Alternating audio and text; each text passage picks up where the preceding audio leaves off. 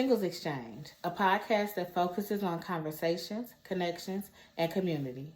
I'm your host, Joy J, and today we have a very good conversation for you, but I think it's one that might step on a few toes. So bear with me, and we'll get through it together. Be sure to follow Singles Exchange on Facebook, Instagram, YouTube, Spotify, and Anchor for daily updates, questions, and more. All right, y'all. So y'all know the deal. We're going to dive right in, get comfortable, relax, and let's exchange. So I have a question for you. Have you ever been in a situation where you met someone and things were going pretty well, and you kind of were like, okay, is this person too good to be true? Like, you're a nice person. I enjoy your company. I like talking to you. We have a lot of things in common, but are you too good to be true? Or have you ever kind of held back for fear of being disappointed or being hurt? If you have, you're not alone. I know that I definitely have. Actually, a few months ago, I was in the process of getting to know this guy. We were texting and occasionally talking on the phone, and everything was great. And we were about to go on our first date, and I was telling my best friend, like, I'm not sure, I have a bad feeling about this, I just don't trust it. And she was like, girl, bye. You playing it safe because you don't want to be hurt, because you don't want to be disappointed, and that's not fair. And so when she said it, I was like, whatever, because you don't want to be told that you playing it safe. Of course, in a perfect world, we're not playing it safe. We just trying to protect ourselves. So she said that, and I went ahead and went on a date. Now, it did end up being a bust, but that's another story. However, in my self-reflection time, I was like, okay, she might have been on to something, because I definitely feel like I was holding back for fear of being hurt, or for fear of being rejected, or for fear of being disappointed. So I started to study that, and I've been kind of looking into it. I've been having some really deep conversations with friends about playing it safe and about vulnerability. I also have been doing is I've been trying to read more, and I'm reading this book called The Man God Has For You, and it's by Stephen Speaks. I'm sure you've seen him on Facebook. He's a motivational speaker. And the quote that he used in the book said, when you hold back, you restrict your ability to love and to receive love. And I was like, you know what, Mr. Steven, you're probably right. When you're holding back, it's hard to receive love, and it's also hard to give love. You're very guarded and fearful, and it's really not getting you anywhere. So today, we are going to talk about some reasons why we tend to hold back, some reasons why we play it safe, and how that affects us in dating. So like I said, it's a tough conversation, but hang in there with me. Number one of the reasons why we play it safe is because vulnerability scares us. It's hard to be vulnerable in the early stages of dating. We, of course, don't want to be hurt. And the reality is that relationships come with risk. If you want to date, if you want to allow somebody into the intimate parts of your life, there is a chance that they could hurt you. There's a chance that they could break your heart. There's a chance that they can deceive you. That's just the reality of what it is. Relationships come with risk. And sometimes it's hard to want to take risk after you've been in a place of being hurt and manipulated so many times before. I've heard countless people say, you know what, I'm just not even going to date because I don't want to get hurt. Well, guess what, honey? Nobody wants to get hurt. Like, we say that as if we're the only person on earth that thinks that. And that's not the case. Nobody wants to go through heartbreak. Nobody wants to be hurt. It's just not ideal. It's not something that we want to experience, especially not repeatedly. So I definitely understand, but we have to get to a place where we accept that we have to be vulnerable. If we ever want to get into a real relationship where things are going well, where we're building together and maturing together and starting this life together, we have to accept that we have to be vulnerable. Another thing is that we need to understand what vulnerability is. Some people think that it's just telling all their business and praying that the person don't run away. And that's not what vulnerability is. I think of vulnerability as levels. So It's very similar to explaining something to a child. The way that you would explain something to a 5-year-old versus a 7-year-old versus a 9-year-old versus a 16-year-old, they're not going to be the same. You give them information based off of what they can handle at that time. Now, I'm not saying to send your representative. I'm not saying that you should go into any dating relationship situation with a lie. What I am saying is you don't have to share your deepest, darkest secrets on the first date. It's okay to just say, I've had some experiences in the past where I've had someone cheat on me, and it really took me to a bad place. Or you can say something like, I struggle with rejection. So in dating, I need to feel this from my companion. There are ways to say it at the level that you're at. So vulnerability is transparency in levels. Vulnerability is also accepting that you're not always going to be the one in control. The moment that you allow somebody else into your life, into your space, into your situation, you're not in control anymore. You have now given them access. And that's not to say that they have total control, but now you're not the only one that has control on things, because things can change based off of what that person says or does. Vulnerability is also accepting that you are no longer the main person that is in control. We always say, I can count on myself because I'm not going to break my heart and all that. And that's cute. But you're going to be real lonely like that. So just to recap, vulnerability is transparency in levels. Vulnerability is accepting that you're not in control. But vulnerability is not airing all your dirty laundry. I said it earlier. We all have a past. We all have things that we went through, things that we experienced, things that we did or did not do. And it's definitely something that you're going to have to discuss. But I definitely don't think that you should go on the first date and just put it all on the table. That will absolutely run somebody away. Taking in levels. And where you're comfortable. Because if it doesn't work out with that person, you don't want them to have too much info of your life that you cannot take back. You can't unring a bell. So once they know it, they can't unknow it. It's just not the way that works.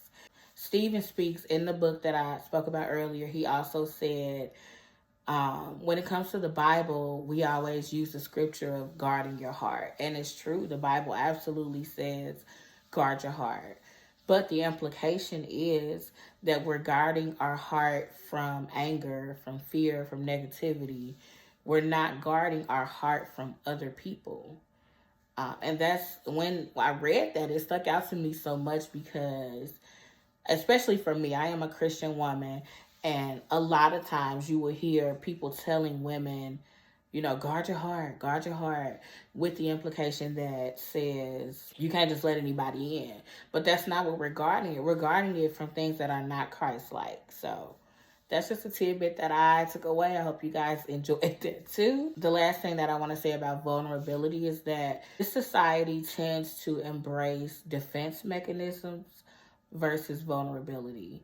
And that is why so many of our relationships fail. We go in with the thought process of, I got to make sure I don't get hurt this time. I got to make sure that I don't give him or her too much access. I have to make sure that they're being honest with me. And we're defensive. We're guarded in situations to the point that we can't even receive. Like I said, we won't be able to receive or give any type of love because we're so focused on self-preservation. And we'll go back to being self-preserving and self-seeking a little later. Moving on to the next point, we play it safe because we don't think we're worthy. We live in a society where a lot of people talk about self-worth, but they don't really understand their self-worth. Knowing who you are in Christ and just who you are as a person, if you don't understand your identity, it is very easy to lose it in the translation of what society says you should be. In this particular instance, I want to talk about how society says if you're going to start dating, you need to have A through Z. You need to have a 6-figure paying job. You need to have a nice car. You need to own your own home. You need to have a degree or 2 degrees or 3 degrees. You can't have any kids. You know, they build up this facade that when we enter dating relationships, we have to be perfect. And I don't know about you, but I have never met a perfect person in all my life. So, um, you don't have to be perfect. I want you to know that. And that goes for men and women. So many times we see, and maybe because I'm a woman, those are the things that I'm exposed to. But so many times we see these things that speak to women, and we tell them, you know, you're going to have flaws, you're going to have struggles, and it's okay. You're still worthy. But I want to speak to the men and also remind you that you're still worthy. Any man that I know has been taught that when you enter a marriage or even when you enter a dating relationship, you need to have all of your ducks in a row. And listen, have some of them in a row. If you don't have anything going for yourself, if you don't have any type of clear path, any goals, you probably shouldn't be dating right now. You should be focused on yourself. But I definitely know some men that have this checklist that says, you know, I don't have a house yet, so I can't date. Or I don't have a good car yet. I got a car that just barely gets by, so I can't date. Or I only have a bachelor's degree. I don't have a master's degree or a PhD, so I can't date. And that's just not the case. You'll never line up to every single thing because we're imperfect. So release yourself from that pressure that says, I'm not worthy because I don't have this, or I'm not worthy because I don't have that. Because you are worthy. I believe that everybody deserves love, and you are worthy. That's a short one, but we're going to hop back in. The next reason why we play it safe is because we cannot have it our way. Y'all listen. This one spoke to me because in some areas of my life, I am a control freak. And I want things to go my way. I want us to meet in a certain type of way or a certain type of environment. When we talk, I want to talk in this type of way. I want to have these types of conversations. You know, and I know that's for everybody. When you think about dating and relationships, there are certain things that you expect. And when it doesn't go your way, we be looking salty. For lack of a better word, I know a lot of people, when we meet somebody, it's within like a week and we like, this is it. This is the love of my life. You know, I want this fairy tale ending and I want it to be just this way. I want it to go fast. You know, I want to have a house by this age and have kids by this age. And so we use those timelines that we create to rush the process and to cook up this fairy tale that's not realistic. If you meet somebody on Wednesday, I'm not saying it's impossible, but there's a very small chance that you're going to marry them by Friday. You know, some people have done it and it works for them, but that's not everybody's story. You know, if that's you, please inbox me and let me know how that went because I got some questions. I'd love to interview you. Also, another reason why we can't have it our way, we're selfish daters. As a society, we have become so self-seeking and self-serving. We are very selfish when it comes to the things that we require in relationships. We only want what we want. We don't want to give. We don't want to serve our partner or our potential spouse. We just want to be served, you know. We have all those songs like Cater to You by Destiny's Child. And, you know, we play those things, but we don't really want to do it. We view serving our potential spouse or our potential partner as a risk because now I'm giving you my time and I'm giving you my energy and maybe even giving you my money depending on how we have to serve. And I don't like that. On my notes, because I'm looking at my notes, it says, we view service in the same light that we view vulnerability as a high risk. And that's just a sad reality. We live in a world where It's all about what I can gain from it. It's all about what you can give me, to enhance my life, what you can give me that I want. And it's never, how can I be of service to you? How can I help you? How can I show love to you? And it makes me sad because we don't live in the type of society that we should live in. I believe that we were created to be in relationship with other people. And when we're in these dating situations, we meet people and we're like, I know what my love language is. Like me, my love language is gifts. I like to buy people gifts. I have a knack for picking out things that would be good for you, whether it's something that you like or something that you might need. I've always been talented in that area and I enjoy it. I like shopping for people and I like the joy that it brings when I give them this gift and it's useful to them. Most people would say you shouldn't really give gifts in the early stages of dating, especially because I'm a woman. Society says, these guys will use you if you let them, and don't buy anybody anything. Don't give them anything. And of course, I'm conscious about how I spend my money, but it's something that I enjoy. In a different podcast episode, we're going to talk about love languages and how some love languages are not really experienced until later in the dating process, and how if we speak those love languages, we don't feel loved in the early stages, and then we never make it to that next stage to experience it. So I'm looking forward to talking about that. Like I said, we play it safe because we can't have it our way. And the reality is you can't. Whatever this process is, in our minds we say, I'm gonna meet this guy at this event and we're gonna exchange numbers and he gonna ask me on a date and we're gonna go to a nice restaurant and we're gonna date for 6 months and then we're gonna get engaged and we're gonna get married. Like, we have this plan that we cooked up in our head and it's just not realistic. Like, we can't have it our way. My last point is we play it safe because we don't like the truth. Now, y'all, don't click out. Stay here and bear with me. We don't like the truth because it scares us. And I'm going to go into some of the truths that we don't like. When we are dating someone, we expect them to be honest with us. And you should. You should want somebody who does not lie to you. You should want somebody who's going to tell you the truth. But can we really handle the honesty that they give? So one of the examples that I have for that is, let's say you are on your second date with someone and you ask them if they are also seeing other people. What if they say yes? Can you handle that? Because it's true, especially if you're not exclusively dating, they're free to date other people. So how do you react if someone tells you that you are not the only potential spouse or the only potential mate? Does it bother you?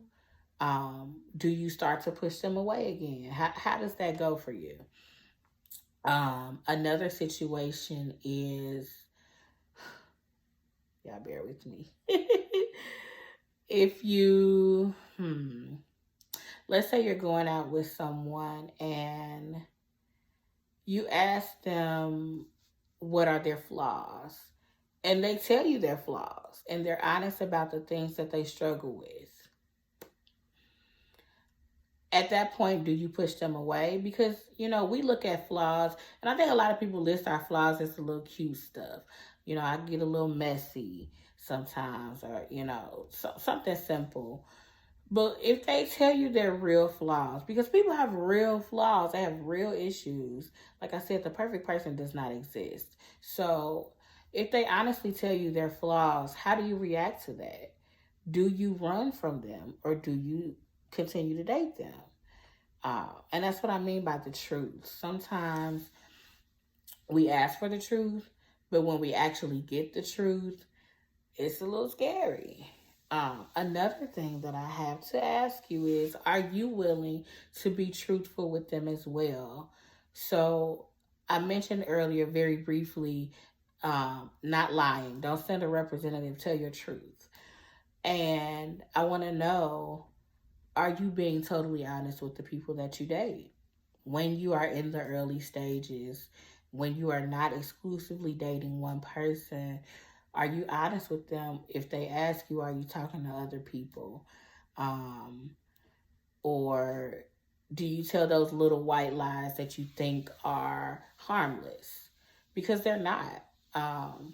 They begin in the early stages of dating, you're getting to know a person and you're beginning to build a foundation with them. And if you're not totally truthful in those early scenarios, it could cause some strife and some heartache later.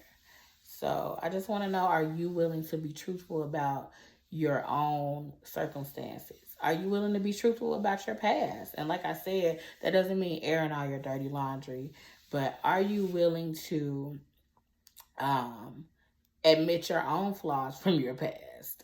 We talk about our exes in another episode. I'm going to talk about how we trash talk our exes, and we talk so much junk on our exes and the things that they do wrong.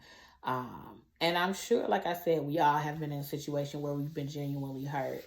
However, I believe it takes two to tango. So are you at a place where you are comfortable admitting, yeah, my ex hurt me in these areas, but here's where I could have done things differently? So, yeah. The last thing is things that we expect them to tell us up front. So I think I touched on this a little bit earlier too. There are certain things that we expect to be told up front. There are some things that we feel are weightier to our starting process. For those of you that watched, there was a Netflix show. I think it was Love is Blind, but I'm not totally sure. There was a Netflix show that everybody was watching a few months ago. And there was a guy that had like a sordid past. He had a very deep history. I believe he was gay or something like that. And he did not tell his potential wife that he had this past experience until they were already engaged. And her issue, from what I saw, because I only watched a few episodes, but from what I could see, her issue was not that he had this past experience, but that he was not truthful about it. And in those situations where you have something that's pretty heavy, how soon are you willing to tell that person? Or, how soon are you willing to come clean and say, this could come up in the future. So if you are considering dating me, this is what you need to know. It's hard because we don't want to have hard conversations. There was a quote that I read on Twitter yesterday from Vanessa Class that said, if we choose not to have the hard conversations now, we're choosing to live in dysfunction later. And she's correct. We have to have the tough conversations, the uncomfortable conversations, and we have to have them early, even though we don't like to. It's necessary for us if we want to have successful dating relationships. Because like I said, when you meet someone, when you're getting to know them, when you're starting to date, you are building a foundation. And if your foundation has some lies, some holes, some crooks in it, you're setting yourself up for failure. So that's all I have. We are right at the 25-minute mark. Thank y'all for bearing with me. I know that this is not an easy episode, but I am looking forward to exchanging with you again soon. Again, be sure to follow Singles Exchange on Facebook, Instagram, YouTube, Anchor, Spotify. We on a lot of stuff. So check us out. On the Facebook page, we have daily posts, which could be questions of the day. It could be a funny meme or a funny video or just something that pertains to singlehood or your single season. So I am looking forward to many more episodes with you guys. So have a great day and let's exchange. Single. XJ.